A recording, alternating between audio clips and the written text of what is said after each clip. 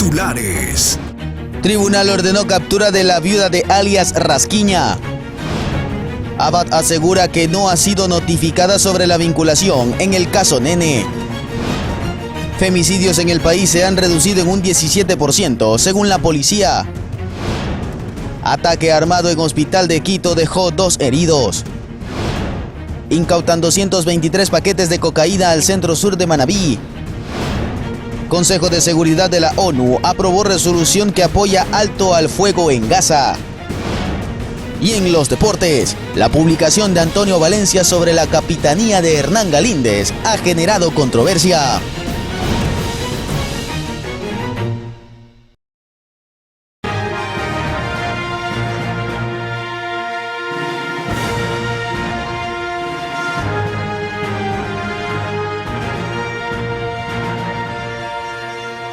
Es un gusto saludarlos en esta nueva jornada informativa. El sistema de justicia de Ecuador recibirá por parte de Estados Unidos cerca de $3 millones para implementar en 2 años un plan de fortalecimiento de sus capacidades para luchar contra el crimen organizado. Buenas noches, aquí iniciamos Noticias Oromar, emisión estelar. Crisis de seguridad. En la entrega de nuevos chalecos antibalas para el eje preventivo de la Policía Nacional, las autoridades informaron que rastrean vínculos de empresarios con el crimen organizado en Manabí. Este 10 de junio de 2024, la provincia de Manabí cumple el 5º día sin registros de muertes violentas y la fuerza pública cree que es porque la comandancia de la policía y el Comando Conjunto de las Fuerzas Armadas operan desde Manta, tras la firma del decreto ejecutivo el pasado 3 de junio. Desde este centro neurálgico que representa Manta, se podrán coordinar y ejecutar más efectivamente el despliegue y las operaciones de las fuerzas de seguridad, tanto para el importante corredor, en el cual Manta es parte, y es un corredor marítimo trascendente, como para el resto del territorio costero. Miramos el futuro sabiendo que el Poder Ejecutivo, la Policía Nacional y las Fuerzas Armadas seguirán respondiendo con resiliencia y determinación ante las amenazas complejas contra nuestra institucionalidad y democracia, perpetrada por los operadores delincuenciales y terroristas del narcotráfico. En este sentido, el eje preventivo de la policía recibió nuevos chalecos antibalas. Aquí en el distrito Manta han sido entregados 700 chalecos. Esto se suma a la repotenciación general de la institución policial y también a la histórica decisión de equiparar el rancho llamado o bono de alimentación para todos los miembros de la policía. También se dijo que están desplegando todas las acciones y estrategias que sean necesarias para afianzar el trabajo operativo. Que vayan en pos de la liberación de los secuestrados, en la prevención del delito, en la incautación de drogas y armas, así como la articulación interinstitucional para levantar perfiles financieros de personas o empresarios que están vinculados en estructuras criminales que operan aquí en Manta. Esto a través de nuestra unidad de lavado de activo. Valencia también se refirió al reclutamiento que hacen las bandas criminales. No podemos permitir que las niñas, niños y adolescentes sean reclutados para actividades criminales. Así lo exigen nuestros conciudadanos. Además, según han informado desde la Presidencia de la República, se siguen articulando acciones para desarticular a los grupos criminales. Belén Mendoza, Noticias Oromar. Asimismo, el bloque de seguridad dio a conocer los últimos resultados obtenidos durante las intervenciones ejecutadas por las Fuerzas Armadas y la Policía en el territorio nacional. A través de una rueda de prensa, el bloque de seguridad informó los resultados obtenidos en las operaciones recientes, entre ellas la tasa de femicidios y el porcentaje de muertes violentas. Hemos logrado romper la tendencia hacia la alza de las muertes violentas y tenemos una disminución del 17%. Eso significa que comparándonos con el año anterior tenemos menos 532 muertes violentas, que eso es bueno. Pero también importante que hemos disminuido o estamos con una disminución desde el 1 de enero hasta la presente fecha del 17% en femicidios. Durante estas intervenciones también se capturó objetivos de alto e intermedio valor en el país, quienes ya están a orden de la autoridad competente. Se han capturado el 50% de los objetivos de alto valor que nosotros nos habíamos planteado, es decir, están detenidos 9 hasta la presente fecha, 114 objetivos de intermedio valor, es decir, esos gatilleros que estaban dispersos en esos territorios donde existe mayor violencia. Según la policía, con esto hay una afectación a los grupos catalogados como terroristas, los águilas, lagartos, los choneros y los lobos. Por su parte, Jaime Vela, jefe del Comando Conjunto de las Fuerzas Armadas, se refirió al control en el territorio nacional. Tenemos en realidad controlado prácticamente todo el territorio nacional, salvo estos 17 cantones que, si es que lo traducimos de estos cantones a parroquias, suman 38 parroquias de todo el territorio nacional, que es un 6%. Ese 6% es del territorio violento del país, un 6%. El comandante general de la policía también informó que se están realizando intervenciones en Durán y en Los Ríos, porque se ha identificado que los grupos criminales se desplazaron a esta zona. Mirly Macías, Noticias Oromar. Y esta madrugada se ejecutaron más de 10 allanamientos en diferentes puntos de Manta. Conozcamos cuántos sujetos fueron aprehendidos.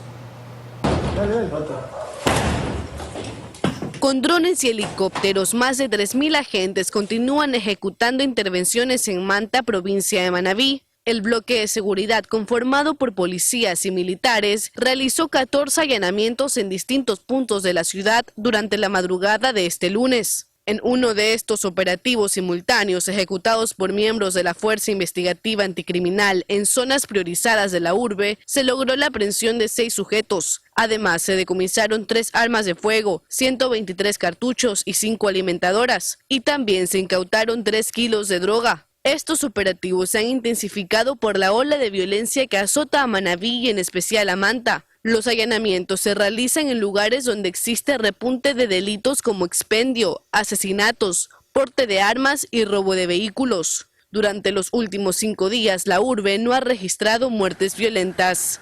María Emilia Vera, Noticias Oromar.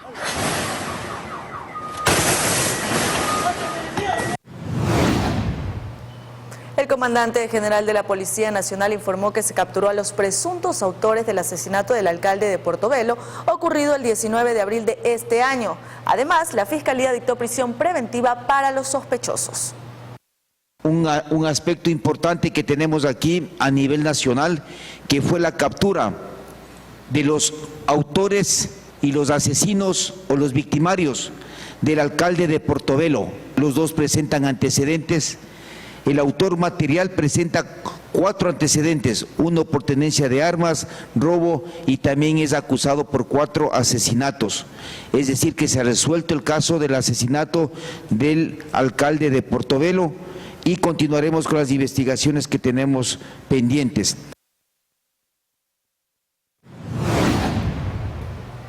Una balacera se registró este lunes cuando agentes del SNAI trasladaban a 3 presos desde el Centro de Detención Provisional El Inca de Quito hacia el Hospital Pablo Arturo Suárez.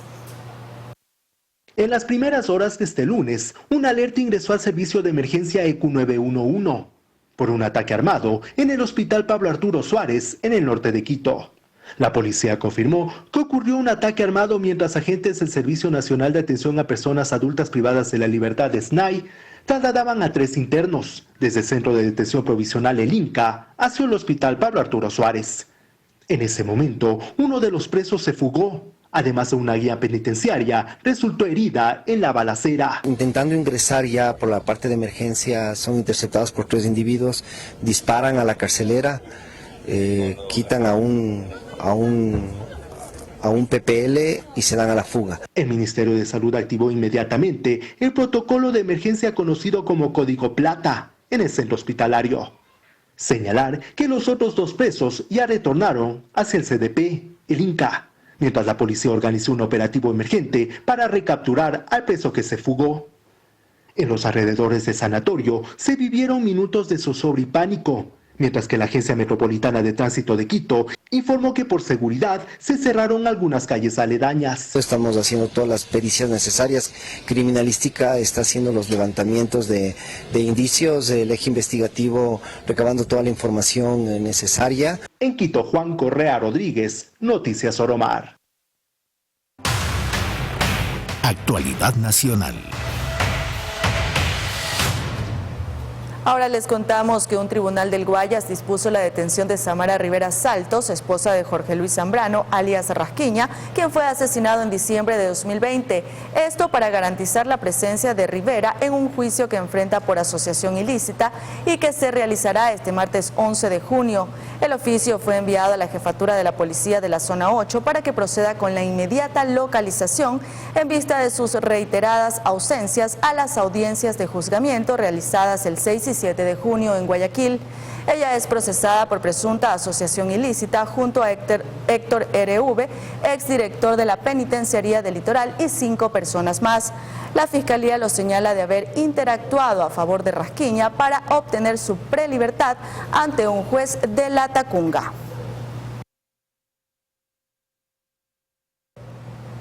Por otro lado, la vicepresidenta Verónica Abad será vinculada al caso Nene, donde está procesado su hijo Sebastián Barreiro. Verónica Abad, vicepresidenta de la República, será vinculada al caso Nene, en donde está procesado su hijo Sebastián Barreiro por supuestamente haber participado en tráfico de influencias en la vicepresidencia de la República. El anuncio fue realizado por el agente Carlos Leonardo Alarcón en un video publicado por la Fiscalía General del Estado. Dado que la segunda mandataria está sujeta a fuero de Corte Nacional, conforme a lo dispuesto en el artículo 184, numeral 3 de la Constitución de la República del Ecuador y el artículo 192 del Código Orgánico de la Función Judicial, en mi calidad de agente fiscal procederé a inhibirme de seguir en conocimiento del expediente y a desplazarlo a la unidad de fuero de Corte Nacional de la Fiscalía General del Estado a fin de que continúe con el debido proceso. Dado que solo esta institución puede juzgar a la vicepresidenta Abad, como consta en la Constitución de la República y el Código Orgánico de la Función Judicial. Con ello, un nuevo fiscal deberá pedir al máximo Tribunal de Justicia Ordinaria la fecha y hora de una audiencia para vincular a Abad, quien está en Israel cumpliendo con la misión de colaborar con la paz en ese país. Este paso implicaría la extensión de la instrucción fiscal por 30 días más. Según la tesis de la Fiscalía, el denunciante habría ingresado a trabajar como funcionario público en la vicepresidencia de la República en diciembre de 2023. La noche del 8 de diciembre, el perjudicado se habría reunido con Sebastián Barreiro, hijo de la segunda mandataria, y otras personas más. Ambas personas presuntamente le ofrecieron un puesto de trabajo dentro del servicio público, con un sueldo de $3,200. No obstante, la víctima tenía que entregar aproximadamente $2,000 a Barreiro. En este caso, Verónica Abad asistió a una de las convocatorias que realizó la Fiscalía para tener su versión. Sin embargo, se acogió al silencio, porque el fiscal no le aclaró si fue llamada en calidad de testigo o sospechosa.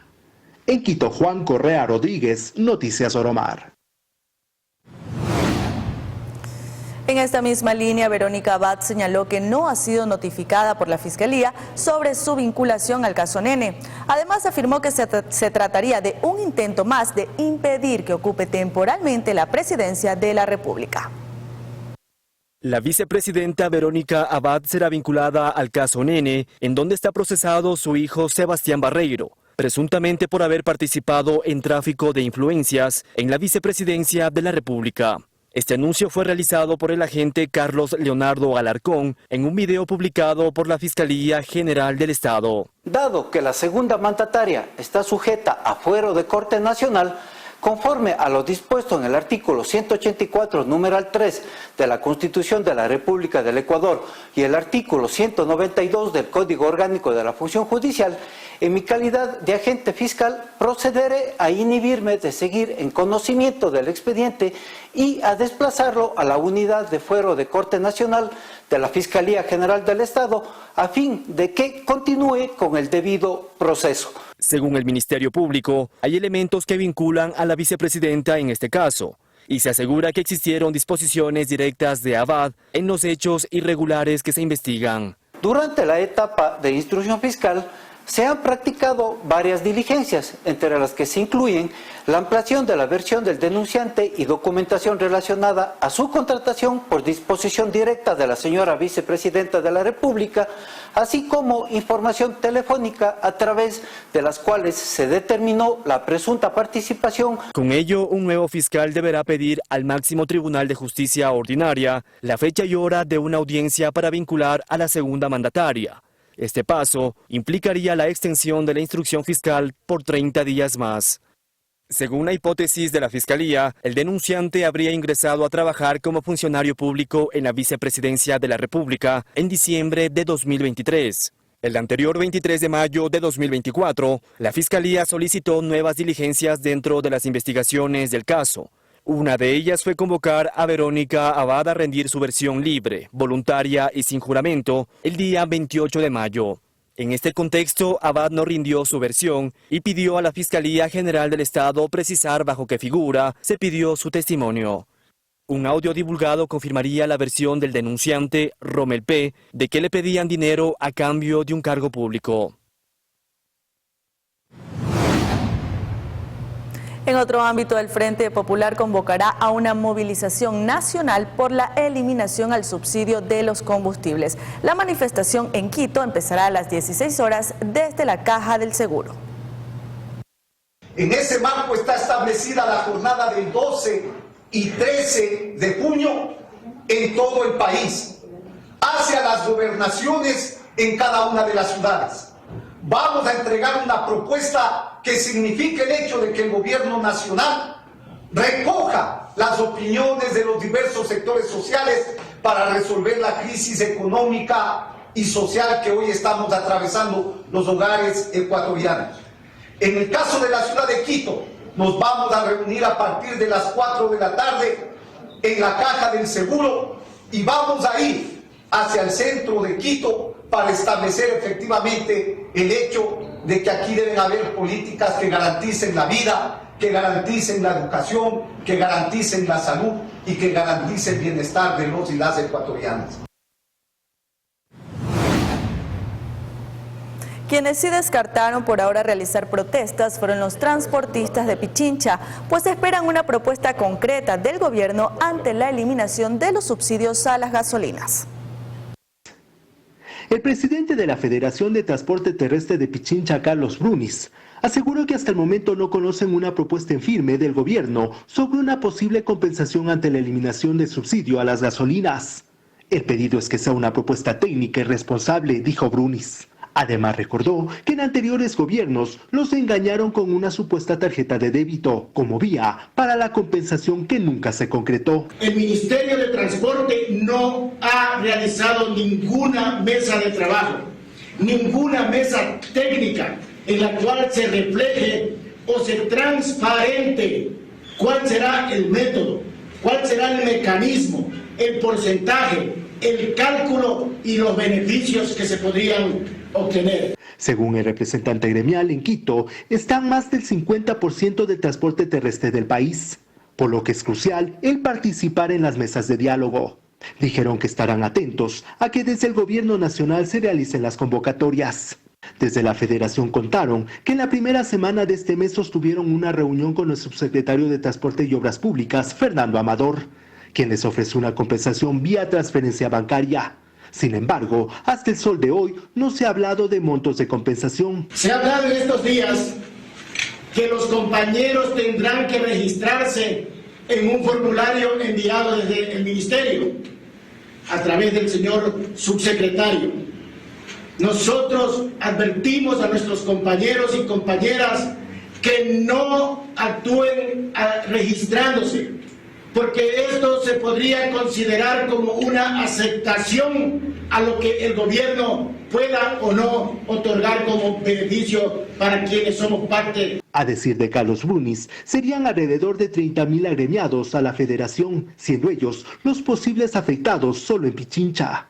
Finalmente, aclaró que al no conocer aún una propuesta concreta, las movilizaciones de calle estarían descartadas al momento. En Quito, Juan Correa Rodríguez, Noticias Oromar.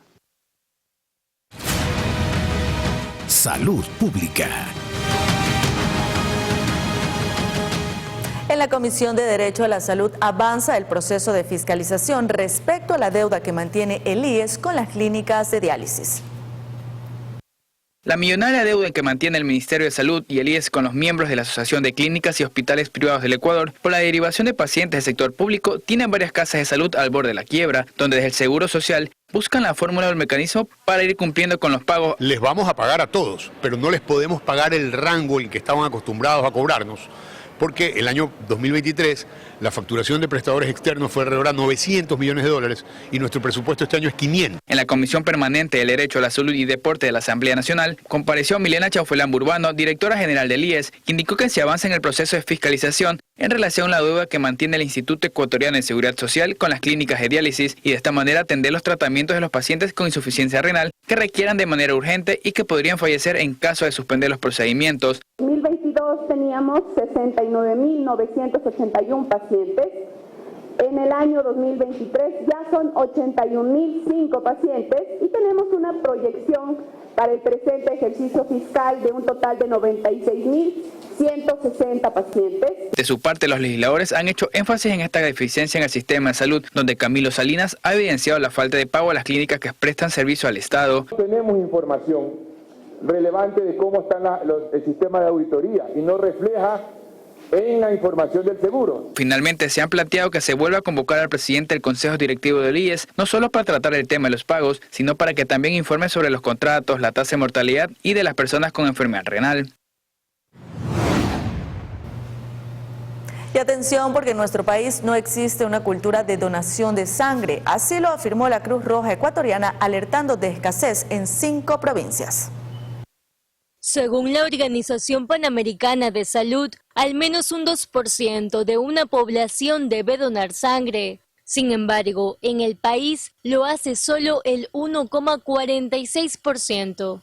En los últimos 3 años, 5 provincias han presentado un déficit de donantes. Así lo indicó la Cruz Roja Ecuatoriana. Estas son Pichincha, Guayas, Manabí, Santo Domingo de los Áchilas y El Oro. Y aunque esto no significa el desabastecimiento, pues la demanda actual de pintas de sangre está cubierta, en Ecuador no existe una cultura voluntaria afín, enfatizó esta última institución. Además, destacó beneficios para quienes donan. Por ejemplo, mejora el flujo y regeneración de su sangre, pues estimula la producción de nuevas células. También disminuye la probabilidad de padecer infartos y accidentes cardiovasculares. Como medida general, los donantes deben tener entre 18 y 65 años, pesar más de 110 libras y tener una buena salud. Yanis Andrade, Noticias Oromar. Y la Asamblea Nacional se apresta a analizar en primer debate el proyecto de ley de la primera infancia que busca una atención integral a niños y niñas menores de 6 años. Está comprobado científicamente que lo que ocurre en los primeros 6 años de vida es fundamental en el desarrollo del ser humano. En esta época se adquieren las herramientas para enfrentar la vida escolar y el desempeño futuro. En la legislatura se encuentra para primer debate un proyecto de ley orgánico de desarrollo integral de la primera infancia que unifica a 3 proyectos de ley sobre la misma materia. Quiere decir que si es que nosotros queremos garantizar un Ecuador adecuado, justo, equitativo y productivo, definitivamente tenemos que empezar por garantizar los derechos de los niños y las niñas, que es el momento donde se sientan las bases para el desarrollo de cualquier ser humano. La iniciativa busca frenar la brecha y asegurar el desarrollo integral de niños y niñas menores de 6 años, lo que garantizará el desarrollo integral infantil. La política de Estado propuesta considera a todas las instituciones del Estado y subraya en la necesidad de garantizar y reconocer mediante ley el desarrollo integral de la primera infancia, independientemente de la voluntad de los gobiernos de turno. Este proyecto busca principalmente garantizar una política pública de Estado, en el cual se establezca sobre la base de evidencia científica y las mejores prácticas internacionales un conjunto de bienes y servicios que tiene que garantizar el Estado a los niños y a las niñas y a las madres gestantes. Con esta propuesta integral, nuestro país buscará sentar las bases para un desarrollo sostenible y equitativo de la primera infancia, garantizando su futuro y bienestar. Hacemos la primera pausa comercial y enseguida volvemos para hablar de Jorge Glass y Carlos Poli. Ya regresamos, no cambie de canal.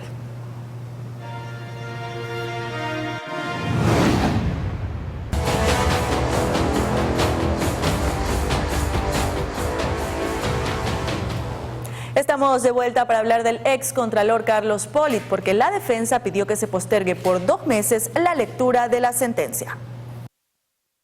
La sentencia del excontralor Carlos Pollitt quedaría para septiembre de 2024 debido a una moción para posponer la audiencia de lectura presentada por los abogados defensores del exfuncionario ecuatoriano, quien fue llevado a juicio en la Corte del Distrito Sur de Miami. Los juristas que patrocinan a Pollitt han dado a conocer que se comunicaron con la Fiscalía y esta no ha presentado ninguna objeción al cambio de fecha, puesto que el acusado permanece detenido ya que se entregó a la justicia en abril, tras ser declarado culpable de conspiración por lavado de activos relacionada con el cobro de sobornos. Los abogados defensores de Pollitt presentaron la moción con el argumento de que algunos de ellos tienen compromisos personales y profesionales en la semana del 18 de julio de 2024, fecha en que se había fijado la lectura de la sentencia. Ahora corresponde a la jueza encargada del caso decidir si acepta o no la petición de dejar la lectura de la sentencia para septiembre. Cabe señalar que existen otras 2 mociones presentadas por la defensa del excontralor, una para anular el juicio en que se lo declaró culpable y otra solicitando una sentencia de absolución. En tanto, está pendiente también que se fije la sentencia que deberá cumplir Pollitt, que podría ser mínima de 10 a 12 años o máxima de hasta 100 años. Tania Loor, Noticias Oro Mar.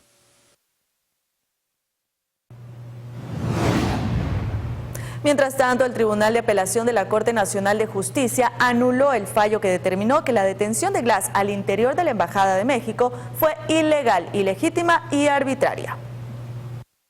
El Tribunal de Apelación de la Corte Nacional de Justicia rechazó el recurso de habeas corpus presentado por el ex vicepresidente Jorge Glass, quien permanece en la cárcel de La Roca. El fallo fue resuelto por los jueces Gilda Morales, Gustavo Durango y José Swing, presidente de la Corte Nacional. En su resolución, los magistrados revirtieron el fallo que determinó que la detención del ex vicepresidente el 5 de abril al interior de la Embajada de México en Quito fue ilegal, ilegítima y arbitraria. Con la decisión del Tribunal de Apelación, los jueces consideraron el arresto de Glass como de legal, legítima y no fue arbitraria.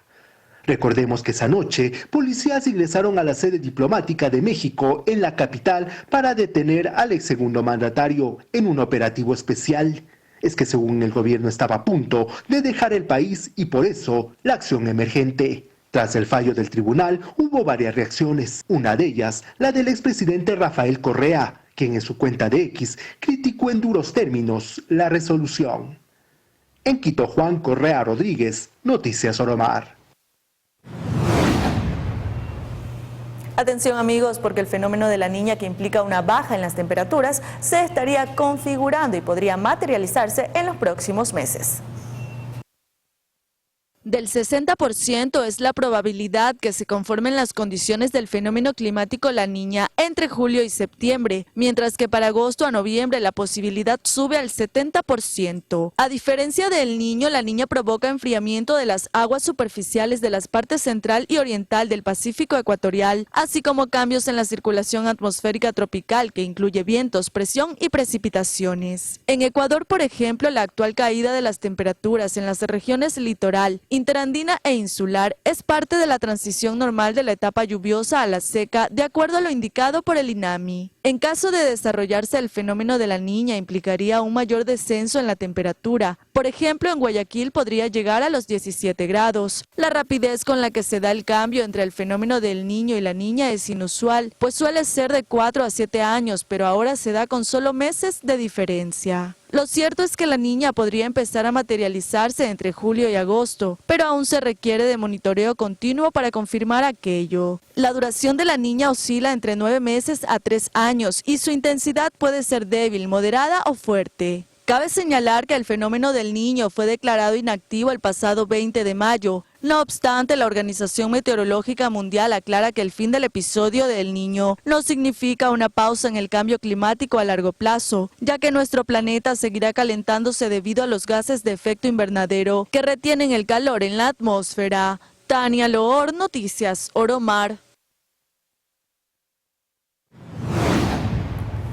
Revisamos otras informaciones. Los familiares de Jefferson Olvera Zambrano y de Federico Mero Castillo se encuentran preocupados ya que sus seres queridos desaparecieron el pasado 6 de mayo y desde entonces no se sabe nada del paradero de ambos, quienes salieron de Manta para trabajar en la provincia del Guayas. Entonces él antes lo contrataron en Pichincha a trabajar en una hacienda, en el Rosario. Yo fui a conocer con él allá y él allá trabajó más de un mes, trabajó allá. ¿Para qué? Normalmente llegaba a la casa, todo bien. ¿Qué pasa? Que ahí fue el señor el que lo contrató, dijo que la máquina estaba dañada, que lo llevaba a Cerecita. Y aquí ya dijo que él se iba a trabajar para ir a Cerecita el otro día, el día lunes, como quiera, 6 de mayo, 5 de la mañana. Y ahí fue todo, que hasta ahí lo vi yo, un carro que llegó así como unos 10 metros, 15 metros sería, y me encandilaba la luz, pero no lo vi en qué carro se embarcó. Él lo que me dice, yo hablé con él, él lo que me dice que él no tiene, ¿cómo le digo? Ya él le pagó el día viernes, se vino allá a Cerecita y la verdad es, sí se vino, a la casa llegó, pero él me dijo que de nuevo se iba a trabajar para allá. Y yo hablé con este muchacho, me dice que él ya no tiene, ya él salió de allá del trabajo, ya él no tuvo contacto con ellos. Y mi hermano salió de aquí, de la ciudad de Manta, y el amigo de Montecristi. Tenían que llegar a la comuna de Cerecita.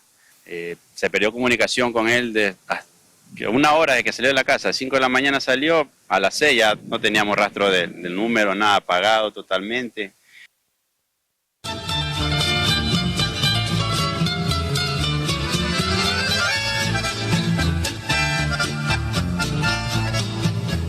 Gracias por continuar con nosotros. Seguimos revisando las actividades que tiene preparada la provincia de Manabí para celebrar sus 200 años de creación política. El próximo 25 de junio, la provincia de Manabí celebra 200 años de creación política. Esta fecha se estableció mediante ordenanza provincial el 2 de junio de 1987 y la declaratoria de junio como mes del manabitismo en marzo del 2004 por parte de la Corporación Provincial de ese entonces para conmemorar una serie de acontecimientos importantes ocurridos en este mes a lo largo de la historia. Entre las actividades a realizarse se encuentran: el 21 de junio se llevará a cabo un evento artístico y cultural en conmemoración al 20 de junio, natalicio de Isabel Muentes. Este será en la explanada de la parroquia Colorado de Montecristi. Los días 22 y 23 de junio, el avistamiento de ballenas en el cantón Puerto López, sur de Manabí. El 23 de junio también se desarrollará el festival Somos Manabí, Somos Bicentenario en el Parque Las Vegas de Puerto Viejo. Cabe recalcar que por el Bicentenario, las actividades empezaron desde abril y terminarán a finales de octubre, con la presentación de un mapa informativo de atractivos turísticos, con sus rutas temáticas disponibles en formato digital y físico, para que así las personas que deseen visitar esta hermosa provincia puedan seleccionar el destino al que quieren ir. Mirly Macías, Noticias Oromar.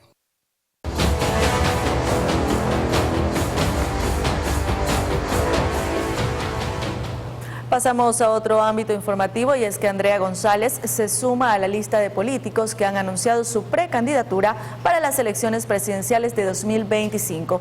Ella estará respaldada por el partido Sociedad Patriótica del expresidente y actual asambleísta Lucio Gutiérrez.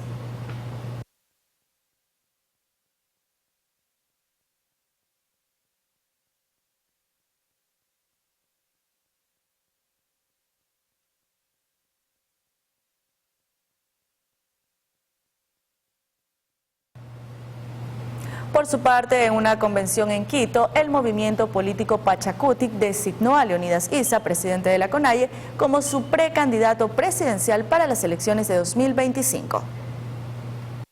El movimiento político Pachacutic designó a Leonidas Issa, presidente de la Confederación de Nacionalidades Indígenas del Ecuador, CONAIE, como su candidato presidencial para las elecciones de 2025. El anuncio fue realizado este sábado durante una convención en Quito, al sur, confirmada por el coordinador de Pachacutic, Guillermo Churuchumbi. En su intervención, Issa subrayó su condición de precandidato y presentó un ambicioso plan de gobierno orientado a transformar el país. Además, destacó la importancia de elegir a los mejores cuadros para la Asamblea Nacional, asegurando que no serán negociantes de la política. Issa agradeció a las bases y coordinaciones de Pachacutic por su nominación y llamó a trasladar el debate a todas las instancias. Durante su discurso, criticó las políticas del presidente Daniel Noboa. especialmente en relación con el Fondo Monetario Internacional. Dejó en claro su oposición a las políticas con el FMI. Se refirió también al extractivismo, siendo partidario de una consulta libre e informada. La consulta previa, libre e informada no es un requisito. La consulta previa, libre e informada es un derecho. Por lo tanto, no compras ni con fundas de caramelo, ni compras comprando a los dirigentes, ni dividiendo los territorios. Si no se respeta, en este caso, una decisión colectiva de un territorio, compañeros y compañeras. Y el que podamos presentar como una propuesta al Estado, a la Asamblea Nacional, a la sociedad, que los derechos no son un requisito a cumplir. Los derechos se tienen que respetar, queridos compañeros y compañeras. Leonidas Issa es conocido por liderar las protestas de 2020 contra el gobierno de Lenín Moreno y las de 2022 contra Guillermo Lasso. En Quito, Juan Correa Rodríguez, Noticias Oromar. En cambio, el binomio presidencial del Partido Social Cristiano se definirá en agosto. Así lo manifestaron en la convención realizada en Guayas el último fin de semana.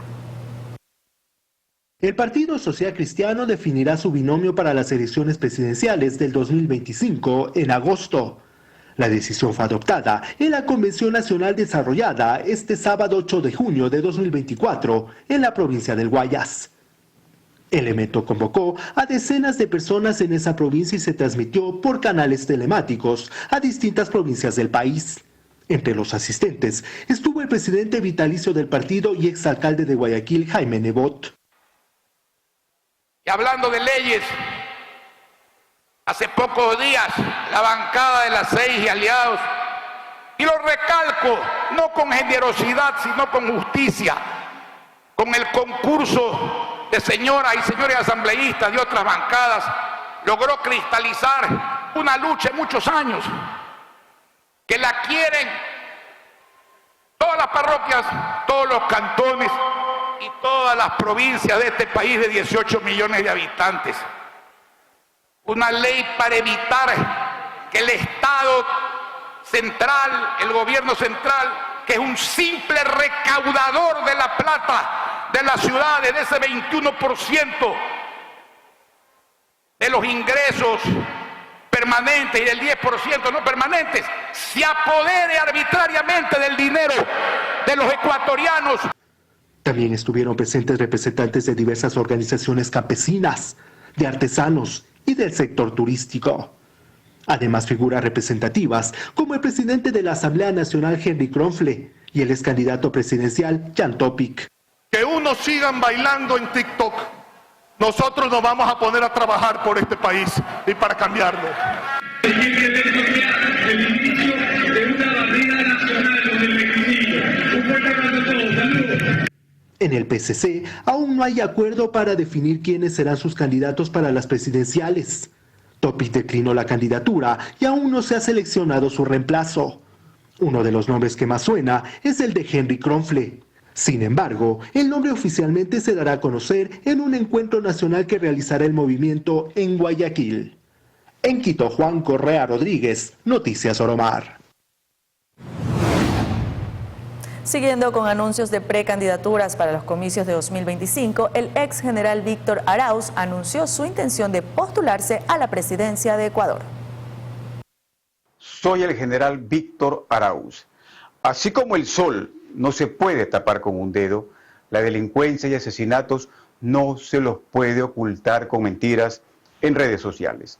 Los ciudadanos siguen siendo víctimas de secuestros, atracos y extorsiones todos los días. Definitivamente, no existe un plan de seguridad y siguen las matanzas. Somos actualmente el país más violento y con más homicidios de toda América. Al toro por los cuernos. He decidido anunciar al país mi precandidatura a la presidencia de la República para el 2025, con un firme propósito: eliminar de la faz de la tierra criminales, asesinos y violadores que tanto daño le hacen a los ecuatorianos.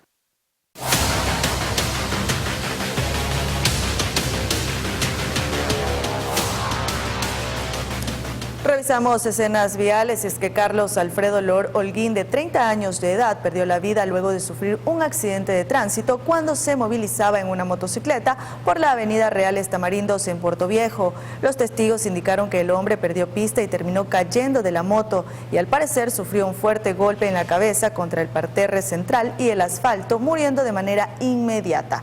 Agentes de Portovial y de la CTE realizaron el levantamiento del cadáver y lo trasladaron al Centro Forense de Manta. El conductor de un tráiler y su acompañante perdieron la vida luego de estrellarse contra una vivienda ubicada en el kilómetro 2 de la vía Aloac-Santo Domingo. Hasta el sitio acudieron miembros de la Comisión de Tránsito, bomberos del Cantón Mejía y la operadora Opevial para las labores de rescate. Asimismo, confirmaron el fallecimiento de las dos personas. El siniestro, que ocurrió la madrugada de este lunes, dejó afectaciones en la parte frontal del domicilio, mientras que una parte de la fachada habría caído sobre el cabezal del vehículo.